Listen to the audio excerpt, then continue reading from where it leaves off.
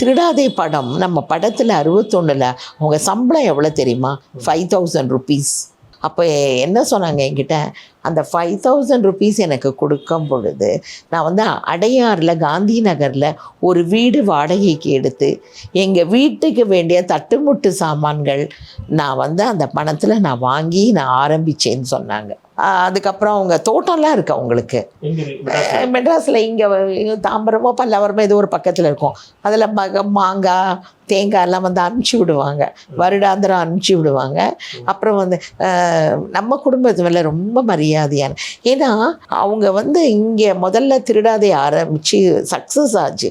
பெரிய சக்ஸஸ் ஆன உடனே நீங்கள் 7 இயர்ஸ்க்குள்ளேயே 100வது படம் எட்டிட்டாங்க. அந்த ஷார்ட் ஸ்பேன், அந்த 6 வருஷ காலகட்டத்தில்.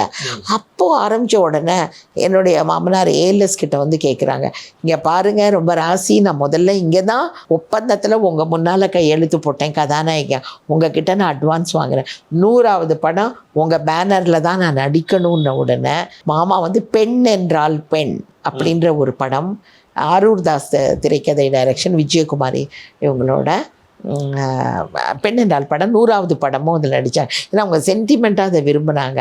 அதை அவங்க என்கிட்ட பர்டிகுலராக சொன்னாங்க.